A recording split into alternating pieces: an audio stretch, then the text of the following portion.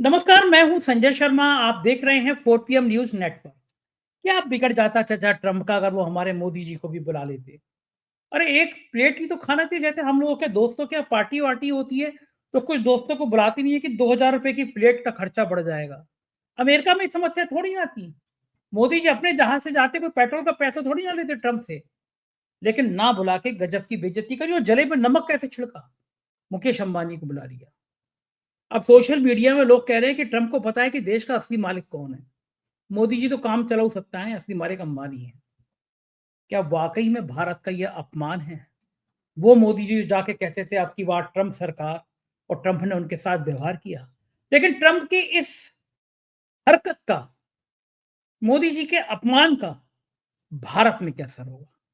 क्या भारत के शेयर बाजार पर इसका पड़ेगा असर पड़ेगा? क्या रुपया और गिरेगा? हमारे आपके आर्थिक स्थिति में क्या अंतर पड़ेगा? और क्या भारत अब चीन की तरफ आकर्षित होगा? वो चीन जो हमारे यहाँ घुसा चला आ रहा है, हमारे सैनिकों को मार रहा है। प्रधानमंत्री क्या आप संकेत देंगे चीन की तरफ? तमाम बड़े गूढ़ विषयों को समझाने के लिए व्यापार के एक अच्छे जर्नलिस्ट, जो बिज़नेस जर्नलिस्ट हैं, राजीव रंजन जी, उनके पास नागपुर चलते हैं, समझने की कोशिश करते हैं कि चाचा ट्रंप ने ऐसा मोदी जी के साथ किया तो क्यों किया? आपसे रिक्वेस्ट है चैनल को ज्वाइन और सब्सक्राइब करिएगा। चलते हैं राजीव के पास। 4 पीएम न्यूज़ नेटवर्क में स्वागत है राजीव रंजन जी आपका। मेरा दिल इस समय आज आपसे बात कर रहा है तो दिल, ये कहते हैं दिल अंदर से रो रहा है।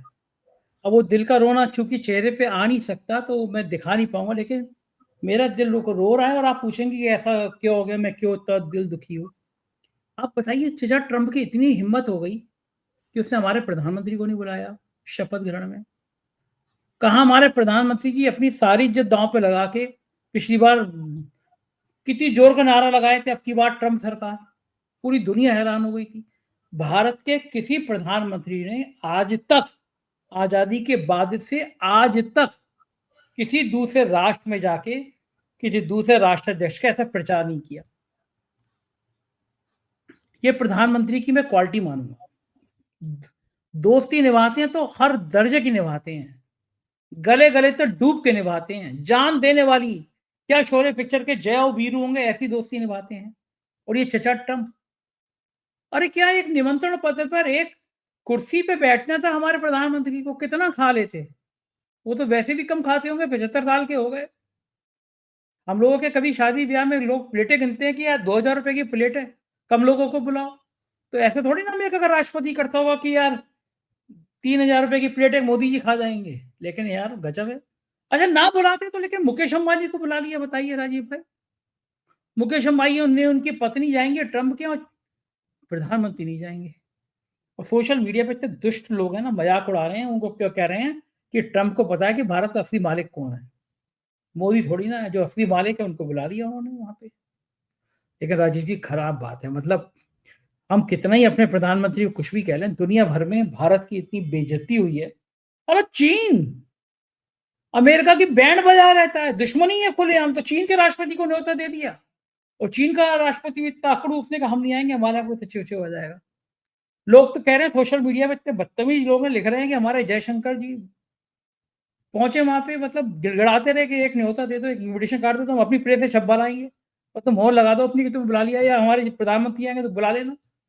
तो अगर ऐसा वैसा होता ना, हमारे प्रधानमंत्री खुद ही घुस जाते, लेकिन अमेरिका है, मतलब बिना बुलाए कैसे जाए। लेकिन किया बहुत बुरा है राजीव जी, आप तो बिजनेस के आदमी हो यार। ये अंबानी को बुलाना, प्रधानमंत्री को ना बुलाना, आपको बुरा नहीं लग रहा? क्या कारण है, क्यों नहीं बुलाया उन्होंने? हु इज द बॉस अब डिसाइड हो गया। सिर्फ बॉस की संज्ञा जो है छोटे मोटे देशों से अपने आप को कहला देने से जो है कोई आदमी बॉस नहीं बन जाता। जब आपसे श्रेष्ठ, आपसे बड़ा आदमी जो है आपको बॉस की पदवी दे, तब माना जाए कि आप बॉस हो। और डोनाल्ड ट्रंप ने बता दिया कि इंडिया में बॉस कौन है। मुकेश अंबानी को निमंत्रण देखें, और हमारे आदरणीय प्राइम मिनिस्टर जी को जिस तरीके से इग्नोर किया गया है, दर्द तो बहुत हो रहा है, दुख भी बहुत हो रहा है मुझे। भाई देश के प्रधानमंत्री को निमंत्रण ना मिलना एक तरीके से ऐसा माना जाए कि भाई पूरे देश के साथ में पूरे देश को अनदेखा करने जैसा है। तो मेरे पर्सनल पॉलिटिकल व्यूज जो भी हो, है ना, उसको मैं बाजू में दरकिनार करते हुए रखते हुए ये कहना चाहूंगा कि ये अच्छा नहीं हुआ, देश के लिए अच्छा नहीं हुआ। क्योंकि यदि देश के प्रधानमंत्री को निमंत्रण नहीं मिलता है तो ये एक इंडिकेशन, एक ये हिंट देता है कि विश्व की जो महाशक्ति है America, United states of America, उसके नजरों में भारत जो है वो अब वो श्रेणी या वो दर्जा नहीं रखता जो हम लोग अपने आप को विश्व गुरु का दर्जा देके मान चुके थे। ठीक है, तो हमारे देश की तो मीडिया ने जो है विश्व गुरु का भी दर्जा दे दिया। हमारे देश की मीडिया ने यह भी ऐलान कर दिया कि इतना सामर्थ्य इनके अंदर में कि यूक्रेन और रशिया के बीच में ये वॉर रुकवा सकते हैं, और ये जो है मतलब आजू बाजू के लोग देशों की घिग्गी बन जाती है इनका नाम सुनते ही। तो ये जिस इंसान का ऐसा इमेज गढ़ा गया हमारे देश की मीडिया द्वारा, यदि उसको अमेरिका से निमंत्रण नहीं मिलता है, डोनाल्ड ट्रंप से नहीं इनविटेशन मिलता है, जिसको हमेशा ये कहा गया कि my friend Donald Trump, my friend Donald Trump ने भी यदि आपको इग्नोर कर दिया है, पहले तो सिर्फ रामलल्ला ने आपको इग्नोर किया, अयोध्या में बहुत बुरी हार हुई, तब थोड़ा बुरा लगा कि भाई इतनी आपने सेवा सुश्रा की इतने 10 सालों तक, और 1991 के बाद से जो है रामलल्ला की सेवा की किए जा रहे थे, और जब मेवा मिलने की बारी आई 2024 में तो मिला नहीं। अब ये दूसरा झटका मिला है।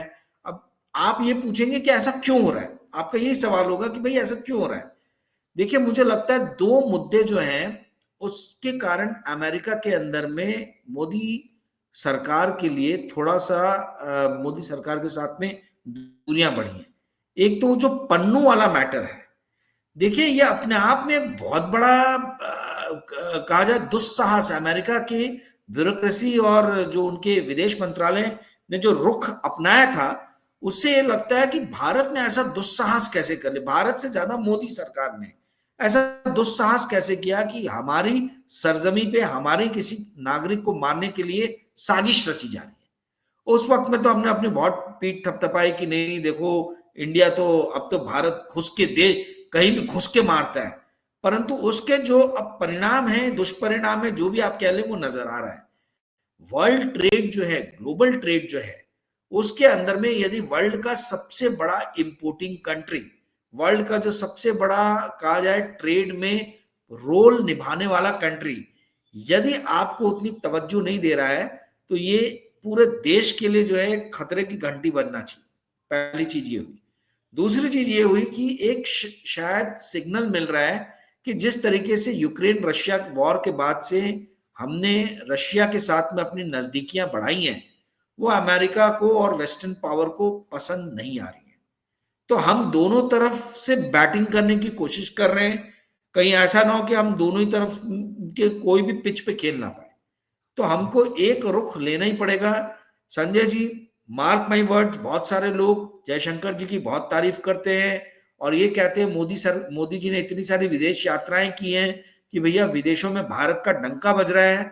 मेरी नजर में पिछले 11 साल में जो विदेश नीति भारत ने अपनाई है उससे ज्यादा मतलब बेकार नीति कोई और हो नहीं सकती है। हम लोगों ने सार्क, जो कि हमारा क्या कहा जाए, हमारा जहां पे डोमिनेंस चलता था, हमने वो सार्क की कोई मीटिंग नहीं ली। सार्क भी एक तरीके से निष्क्रिय हो गया। सार्क के अंदर में जितनी भी कंट्रीज थी छोटी छोटी जो भारत की हिमायती थी, नेपाल हो गई, बांग्लादेश हो गई, मालदीव्स हो गए, श्रीलंका हो गए, ये सब एक एक करके, भूटान हो गए, ये सब एक एक करके इंडिया की धुरी से चिटकते चले गए। वहीं दूसरी तरफ जो हमने नॉन अलाइंड मूवमेंट, पंचशील का जो सिद्धांत जो नेहरू जी ने चलाया था, उस सिद्धांत को भी नेहरू जी से नफरत होने के कारण ऐसे दरकिनार किया कि आज हम यदि ये बोले कि ना तो हम यूक्रेन के साथ में हैं, ना तो हम रशिया के साथ में हैं, ना तो हम वेस्टर्न पावर के साथ में हैं, ना हम ये चाइना और रशिया की बनती हुई धुरी के साथ में हैं, तो कोई इस बात को स्वीकार करने नहीं जाएगा। क्योंकि नॉन अलाइंड मूवमेंट की जो तीव्रता है उसको हमने 10-11 साल में खुद ही उसको कुंद किया है। अब आप कहेंगे कि ये तो पहले से ही कुंद होती आ रही थी, कुंद होती आ रही थी, परंतु तब भी आपके पास में हथियार था कि आप ये बोल सकते थे कि हमारी सदैव नीति ये रही है कि हमने एक डिस्टेंस मेंटेन करके रखा है, पर आपने वो चीजें कभी दिखाई नहीं। आप यूएसए में इलेक्शन होता था, आप पहुंच जाते हो ये बोलते हुए कि आपकी बार ट्रम्प सरकार, तो वहां लोग चिढ़ जाते हैं, डेमोक्रेट्स हट रहे तो रिपब्लिकन चिढ़ रहे कि ऐसे दुस्साहसी कैसे दिखा रहे हैं। वहीं रशिया और चाइना जो है वो अलग चिढ़ के बैठे हुए हैं। आप कितना भी कहते रह जाओ कि देश में कोई घुसा नहीं है ना, शी जिनपिंग के साथ आप जो है झूले पे हिलोरियां लेते रहो और उसकी जो है पूरी मीडिया में जो है स्तुति गान आपका चलता रहे, वहां स्तुति गान चल रहा है, यहाँ चाइना आधा लद्दाख में घुस गया है। तो कहने का अर्थ ये है कि कहां नीतियां जा रही है, विदेश नीतियां क्या बन रही है, मतलब क्या कोर में कोर ऑब्जेक्टिव क्या है। किसी भी फॉरेन पॉलिसी का कोर ऑब्जेक्टिव रहता है, अपनी फॉरेन पॉलिसी का क्या कोर ऑब्जेक्टिव है मुझे समझ में नहीं आ रहा। आपने सार्क खत्म कर दिया, आपने नॉन अलाइंड मूवमेंट खत्म कर दिया, आप अमेरिका के साथ पूरी तरीके से जा नहीं पा रहे हो, आप चाइना रशिया की धुरी में पूरी तरीके से घुस नहीं पा रहे हो। तो यार दो नावों में पैर रख के आप नहीं चल सकते हो, आपको एक फिक्स नीति डिसाइड करनी होगी। और मुझे ऐसा लगता है कि शायद वही जो है इनको ये समझ में आ गया था कि अमेरिका जो है हमसे नाराज हो रहा है, इसलिए आप देखिए लास्ट बजट में इन्होंने अनाउंस किया है कि चाइना के साथ में हमारी नजदीकियां बढ़ेंगी, चाइना की टिकटॉक और जो दूसरी कंपनीज हैं उनके लिए इन्होंने बाजार खोले, और यहां तक कि अब बोल दिया कि चाइना से फॉरेन डायरेक्ट इन्वेस्टमेंट इंडिया में आए, हम उसका स्वागत करते हैं। तो यानी क्लियरली इंडिया चाइना को इशारे कर रहा है, मोदी सरकार को इशारे कर रहा है कि हमारी बाहें खुली हैं, आइए आप आगोश में लीजिए। पर वहां से जो है किसी भी तरीके से जो है सिग्नल नहीं मिल रहा कि भाई हम आपको अपनाने के लिए बहुत ज्यादा एक्साइटेड है। तो ये विदेश नीति का फेलियर ये कहीं भी आप कहें तो, और इस फेलियर का जो सबसे बड़ा स्पष्टीकरण जो हमको नजर आया वो यही निमंत्रण में ही नजर आया कि डोनाल्ड ट्रंप, जिसको हमारे प्रधानमंत्री हमेशा कहते आए हैं कि ये मेरे मित्र हैं, मेरे मित्र हैं, वही डोनाल्ड ट्रंप ने आज इग्नोर कर दिया। जी संजय जी। ये बताइए कि राजीव जी, आपने कहा कि चाइना की तरफ हमारी बाहें खुली हुई हैं, तो जो भक्त लोग दिवाली में चाइना की झालरों का बाइकआउट करते थे, अब तो वो नहीं होगा ना? चाइना की झालर लगाई जा सकती है ना, मतलब ना। उधर तो प्रधानमंत्री जी सरदार पटेल की प्रतिमा का ठेका भी चाइना को देते थे, मेट्रो का ठेका भी चाइना को देते थे। इधर 2-2 रुपए वाले जो टोल वाले भक्त होते हैं, वो झालरों का विरोध करते थे कि चीन की झालर मत लगाना क्योंकि देशभक्ति का प्रमाण पत्र यही है। बलिहारी है ऐसे भक्तों की। लेकिन राजीव जी, हमारे जो विदेश मंत्री हैं, इनके काला चश्मा याद है आपको? आज तक जैसे चैनल उनके काले चश्मे पे शो कर रहे थे कि पाकिस्तान में पहुंचे, काला चश्मा। इनसे अच्छा तो मेरा ही चश्मा है, देख लीजिए आप। लेकिन उस काले चश्मे की चर्चा हो रही थी कि पाकिस्तान का मैं विदेश मंत्री के काले चश्मे से डर गया। यार इतने नाकारा जब मंत्री बनाओगे तुम, नौकरशाहों को मंत्री बनाओगे, भाई एक विदेश मंत्री सीजेंट पोस्ट थी, सुषमा स्वराज जैसा विदेश मंत्री, विदेशों में जाकर डंका गाड़ने वाला अटल बिहारी वाजपेयी जैसा नेता, जिसको पता होता है कि कूटनीति क्या होती है, राजनीति क्या होती है। ब्यूरोक्रेट 1.5 साल तक कमरा बंद करके किताब बनेंगे, आईएएस बन जाएंगे, जिंदगी भर किसी से नहीं मिलेंगे, ठेंगे पे जाए कोई मिलकर दिखाए। मैं तो कहता हूँ नेता तब भी ईमानदार होते हैं इन ब्यूरोक्रेट से, इसलिए ईमानदार होते हैं हर 5 साल बाद इम्तिहान देना होता है। काम नहीं करोगे जनता लात मार देगी। लेकिन ये ब्यूरोक्रेट एक बार आईएएस बन गए तो जिंदगी भर इनके कमरे में नहीं घुस सकते आप। ये वो 2-3 लोगों की काम करती हैं, एक तो जिनसे माल मिलता है, एक जिनसे जूता मिलता है, जिनसे डरते हैं वो। बाकी तीसरे का किसी को कुछ नहीं। आई एम सॉरी, आईएएस का मतलब आई एम सॉरी पोस्ट, उसका कहना ही आई एम सॉरी। इनको आप आपने आई एम सॉरी वालों को आपने मंत्री बना दिया। आपके एक से एक सीजेंट, मैं दावा कर रहा हूं गडकरी विदेश मंत्री होते, कहीं ज्यादा कामयाब विदेश मंत्री होते। रक्षा मंत्री बेचारे राजनाथ सिंह इधर उधर घूमते रहते हैं, कहीं कामयाब विदेश मंत्री होते। लेकिन ऐसे नाकारा आदमी को आपने विदेश मंत्री बना दिया, जिसने सारे अपने अड़ोसी पड़ोसी से रिश्ते खराब कर दिए। पार्टी के अंदर कोई बोलने की हिम्मत नहीं किसी की। संजय जी, क्यों नहीं डरते हैं? तो बहुत डरते हैं क्या मोदी से? संजय जी, ये एक बड़े पर्सनालिटी ट्रेट को दिखाता है मोदी जी के। मोदी जी ने अपने पूरा जो 10-11 साल का शासनकाल जो हमने देखा है, ये इन्होंने ब्यूरोक्रेट्स के ही भरोसे चला है। आप देखिए, इन्होंने अपने ब्यूरोक्रेट शक्तिकांता दास को बैठा दिया आरबीआई में। शक्तिकांता दास जो कि हिस्ट्री ऑनर्स थे, उनको ऐसा लगने लगा कि जैसे मोदी जी हर चीज को कंट्रोल करने का एक मायाजाल रचते हैं, वैसी मायाजाल मैं भी रचूंगा। तो उन्होंने बताया कि देखिए रुपी को मैंने कैसे कंट्रोल करके रखा है, और उस कंट्रोल करने के चक्कर में $60 बिलियन इंडिया की फॉरेन एक्सचेंज रिजर्व जो है वो कहाँ गई, हवा हवाई होगी, किसी को पता नहीं, जिसका खामियाजा अभी मैं और आप जो है भुगत रहे हैं।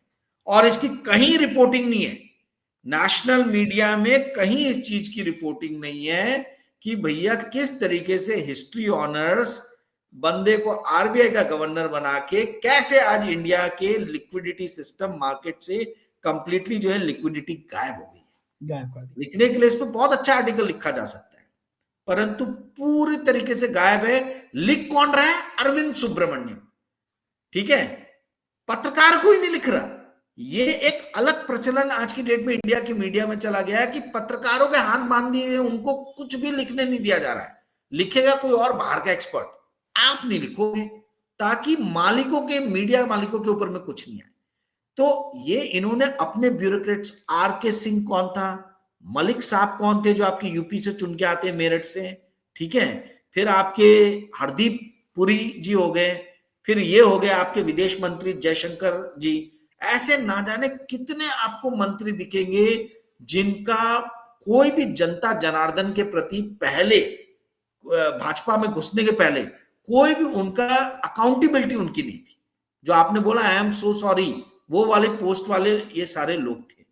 तो इन्होंने गडकरी साहब जैसे एक जनता में लोकप्रिय नेता को अपने से दूर रख के, राजनाथ सिंह जैसे, सुषमा स्वराज जैसे टॉल लीडर्स को इनके साथ में दूरियां बना के ब्यूरोक्रेट्स को अपने पास में लेकर आए और उनके थ्रू इन्होंने पूरा शासन चलाने की कोशिश की।